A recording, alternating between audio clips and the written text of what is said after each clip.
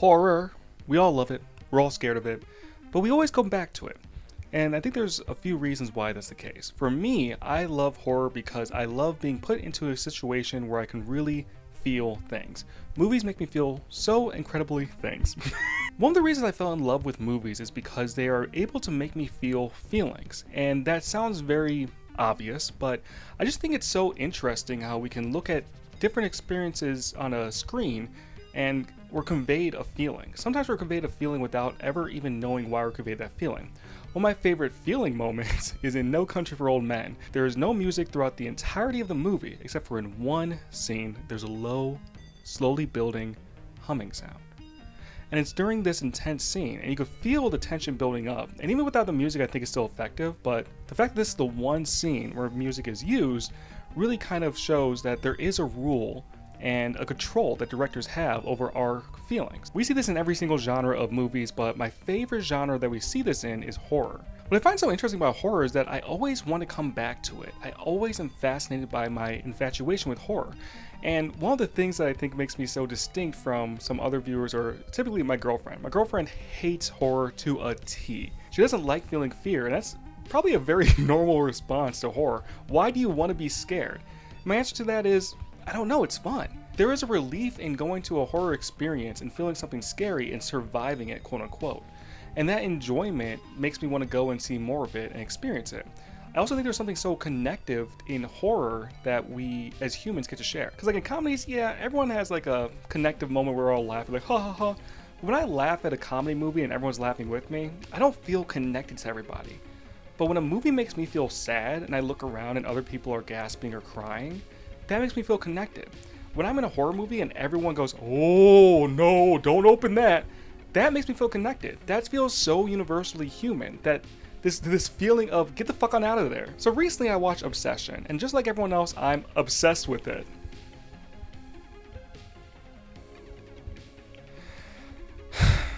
Yeah, I know. Listen, my first video back, my creative juices aren't flowing like that. Give me a break. But I've been so infatuated with this movie, and I've been following pretty much everything I possibly can, mostly accidentally. I kind of clicked on one thing on TikTok and one thing on YouTube, and now my whole algorithm is fucked and just all obsession based. But with it, I got to see a lot of people talking about the movie, and one of the things that kept coming up for this movie was an emphasis on rules. People were really caught up on the different rules of the movie.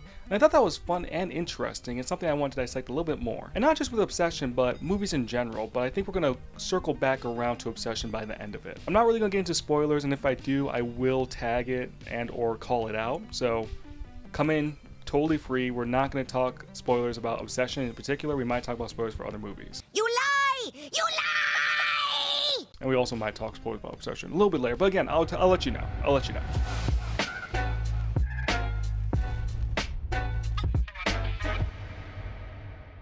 So in this video, I want to break down what I classify as my 3 rules of horror, and they're not set in stone rules, and there's definitely more objective ways of looking at this, I think, but this is the way I categorize the rules of horror to help me better understand how horror is set up. And just as someone who likes to understand how movies work, this has helped me contextualize why I'm getting scared or where these decisions are coming from and why they work. So the first rule is cinematic. So all 3 of these rules are story rules. They're all rules that are going to affect the story, but cinematic is the one that's the most meta-contextual. These are going to be things like character design, music choices, tropes, and my favorite rule, never show your monster. These are the rules that are more tried and true. They're the ones that directors, producers, actors, they all think about outside of the actual story and more in the presentation of the story. How are we gonna keep people in seats? How are we gonna keep people excited? How are we gonna make the fear really click in? When do we show the monster? So for this, I wanna use the example of Alien Covenant.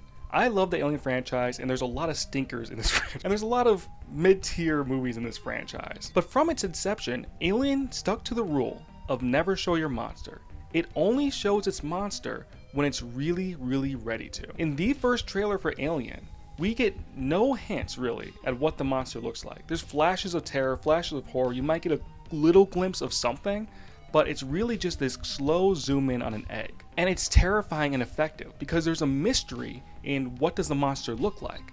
That is a cinematic rule, is keeping the audience guessing at what the monster looks like. Because sometimes oftentimes our imagination is more powerful than what they can actually show on screen. But by golly, I'm like Jimmy Olsen, what the hell is that? But by God, when they show the monster in Alien, when they show that xenomorph for the first time in its full glory, it's crazy beautiful. Alien follows a lot of rules of horror. One of the things to keep the monster's fear going is that it keeps having different transformations. So first you have the face hugger, then you have the chest burster, then you have an alien. And this evolution keeps the audience guessing on their toes. Other decisions in the Alien movie would be, taking the whole 40 minutes before an actual alien shows up on screen. And even then it's not the titular alien, it's the face hugger, which I guess is also a titular alien, but you know what I'm trying to say. And giving those 40 minutes allowed us to really connect with these characters before the horror really kicked in. A lot of movies don't give this breath of air, and I think Alien does a great job of using that time to really get us connected before bad stuff happens. Now, if we fast forward to the future of the franchise, we look at Alien Covenant, which is a prequel to Alien. And I remember seeing the trailer on TV, and let me just start by saying this. I actually really like Prometheus. I think Prometheus gets a terrible rep. I don't think it's the best movie of the franchise. I don't even think it's the best sci-fi movie at all, but it's a good movie. It's a movie that I actually return to every once in a while. Alien Covenant I hate, and it's not because it's the worst in the franchise. Well, maybe it is. But the reason I hate it is from the inception of the trailer. From the trailer, I hated this movie. I remember sitting on the couch, watching TV, and a trailer for Alien Covenant comes on, and I'm so excited. It's continuing the story of Prometheus. It's going to introduce the xenomorph. It's going to do this and that. And then at the end of the trailer, they show the monster. They show the xenomorph. And I know what you're thinking. You're being really fucking nitpicky. We already know what a xenomorph looks like, blah, blah, blah. But yeah, that's not the point. The point is I was so excited to see a xenomorph, and holding off on what the xenomorph's going to look like in this iteration, or if they're actually going to go through with us seeing the xenomorph, because that's what they said for Prometheus. In Prometheus they said, oh, we're going to see the origin of the xenomorph, so really you're expecting, oh, I'm going to see the xenomorph by the end of the movie, and then you don't. You see a proto-xenomorph still. So for the end of the movie to have a xenomorph would have been really exciting, and knowing that going in is also exciting, but not seeing yet is even more exciting. And it's not like the whole movie is, oh, xenomorphs are everywhere, like all the other ones, like Aliens or Alien 3 or Alien Resurrection or Alien Romulus. These are all movies that say, oh yeah, the aliens are front and center. There's something else hidden in the back that we don't know about maybe, like the fucking whatever the hell that thing is in Prometheus, but we are here first and foremost for the aliens. Alien Covenant is not like that. It is obviously saying, hey, xenomorphs are coming, but to just show the xenomorph and also to have it be shitty CGI, that really sucks. Another movie that does this poorly, I think, is A Quiet Place. I think the movie does a great job of teaching its number one rule of you have to be quiet in the opening sequence, but it shows its monster completely in that first 5 minutes. And so now the whole movie, you're kind of like, I know what this thing looks like. So it's a little less scary.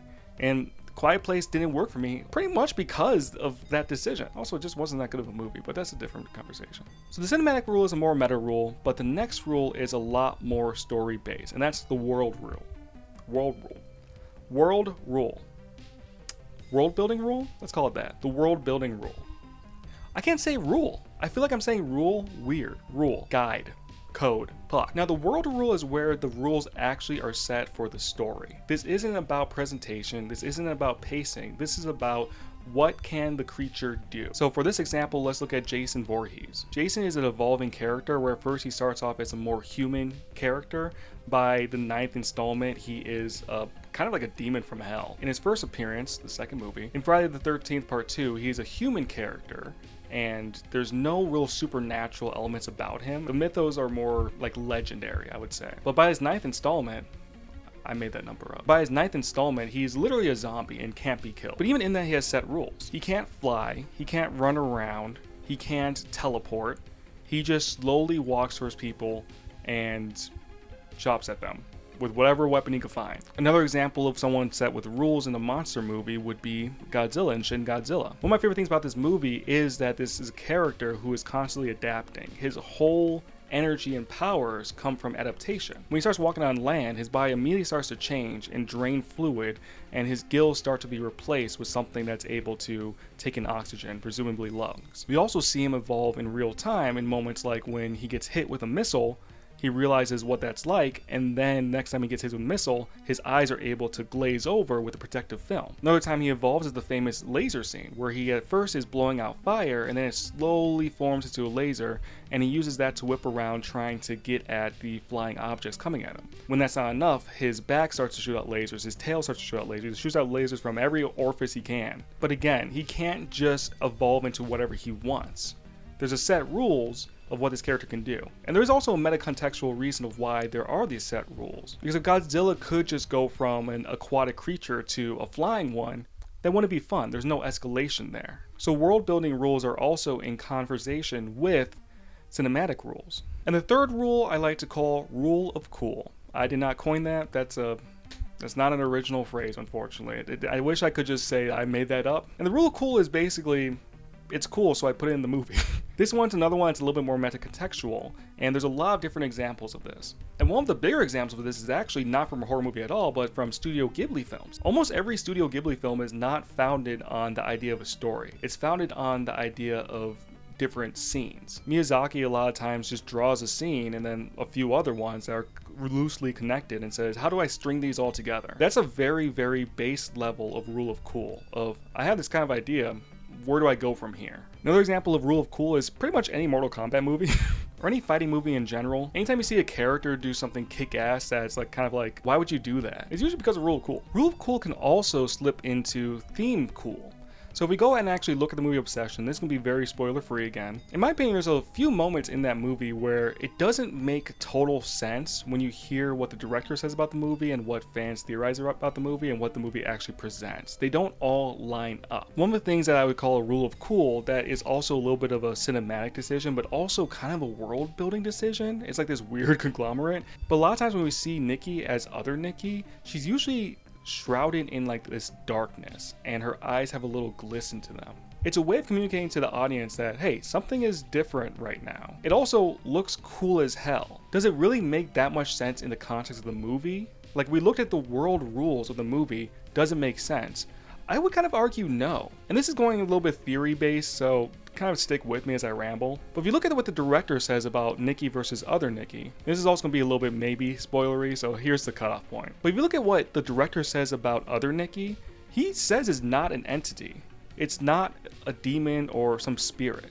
Which to me doesn't make any sense. Because let's say that Nikki did just split into two different personalities straight down the middle. One is the infatuated version of Nikki that Bear made for himself, and this is other Nikki. And other Nikki is obsessed with him and loves him unconditionally and yada yada yada. But then why does she not remember that his cat died? Like right before Bear makes a wish, he tells Nikki, my cat died. And other Nikki at first says her cat died, and Bear corrects her, and then she corrects herself. So if this is just a version of Nikki that is obsessed with Bear, why wouldn't she remember something that just happened? And it's not like other Nikki starting from scratch. She knows English, she knows a lot about the world, she knows how to form thoughts, sentences, communicate, she knows where she lives, I think. She knows what to do at work, she knows how to have sex. So if this is some version of Nikki, why doesn't she remember something as basic as that just happened 5 minutes ago? I've also seen the argument that Nikki and Bear just didn't know each other that well, and I agree with that. I think there is a little bit of divide, especially because Bear keeps most of his feelings close to his chest. He doesn't tell Nikki that his cat died until, I'm assuming, Sarah brings it up to Nikki, and then Nikki brings it up in the car. But again, that wouldn't explain why she doesn't know whose cat died. Regardless of how well she knew Bear, that'd be like if I told you first time we met, and I just told you, hey, my name is Evan. And then 5 minutes later you come back and you say, hey, my name is Evan. And I go, wait, your name's Evan too? That's my name. And you go, oh no, sorry, my name's not Evan. Your name's Evan. I'm like, yeah. You see what I'm trying to say? So something there doesn't click for me. And I think that's also kind of where the rule of cool steps in a little bit. Maybe there's another subsection of rule of cool where there's rule of cool that is about just, hey, we're going to do this one thing and it's going to look sick as hell. But then there's also rule of cool of, hey, what if this is the building off point? And I think this example would fall under that because this affects kind of the whole movie. This is where the basis of the rules of the movie are starting. And it's starting with this idea of whatever other Nikki is, doesn't have full understanding of who Nikki and Bear are and their relationship. She also doesn't know what to do about death. Like, she unburies the cat and makes a memorial for her. Why would Nikki ever think of doing that at all? My argument for that would be, oh, this version of Nikki, other Nikki, wants to make sure everything is perfect for Bear and make everything better for Bear and see him happy and will do anything to see him happy. Why would anybody think that unburying someone's dead animal would make them happy? It's not even like she tried to pretend the cat was still alive. It was a memorial. So why unbury the cat? And then why feed the cat to him later? So that's where it comes in, where I'm kind of like, this doesn't make any sense that this is still the same Nikki, but now obsessed with him. It also doesn't help that we have a scene, some customer service somewhere says, do you want to talk to the real Nikki? And it's just Nikki screaming and ethereal sounds of hell coming from behind her. It doesn't add up that, oh no, she's actually just in her own body. What are you talking about? So that's kind of the cost you get when you implement Rule of Cool. Another example of this that's not obsession based would be, in my opinion, The Exorcist. In The Exorcist, there's a very famous scene of, can't remember the kid's name. In The Exorcist, there's a very famous scene of the kid's head spinning around full circle and then spewing vomit. This cool as hell and scary, and it definitely works to this day, to be honest. But when you think about it, you're kind of like, how does that work? Like, it's still a human body. Like, a demon possessed a human body. And it could do some unearthly things, but spinning its head fully around? Shouldn't the kid be dead now?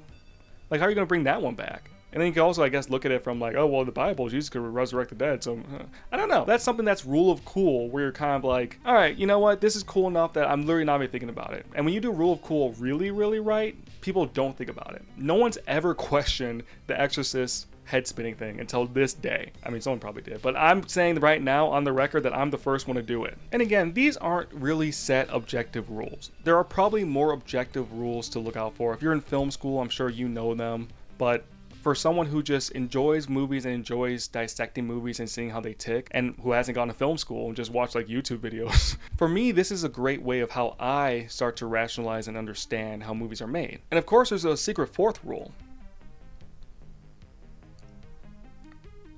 Do whatever the fuck you want. If something seems cool, just do it. Like, some of the best stories are just written from, hey, I wanted to do this thing and now I did it. I don't think Barbarian's a fantastic, perfect movie, but it was a very good movie in my opinion.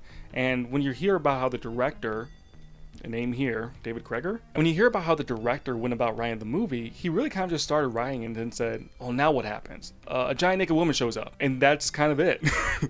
And for me, it worked really well in the movie. It was such a left turn, but when you watch the movie as a whole, you don't even realize that that was just a spur of the moment decision. It feels like the whole movie was always going to lead up to that. And obviously drafts help with that. You know, it's not like the first draft went out and that was it. But rules are meant to be broken. And so when a great director knows how to break a rule and when to follow a rule, it can be very effective. But that doesn't mean if you're making films right now, don't go breaking rules. You follow them for a little bit. You'll know when you go break them. I mean, unless you really want to, I can't stop you. What am I going to do? So that's just me kind of starting this conversation. This is how I see the different rules of horror movies, more specifically. You could implement this for other genres. Like, I think it's applicable for sci-fi. I don't think it's so applicable for like comedy movies or rom-coms. I think those have very different structures they're trying to follow. If you're ever wondering how a horror movie worked, maybe this will help you. If not, let me know in the comments. What do you do to start to rationalize and think about movies and how they're made? Do you even consider why you're scared during a horror movie, or you just let it happen? I think there's no wrong way to enjoy a movie if you enjoy it. I just think my way is the most right. Anyway,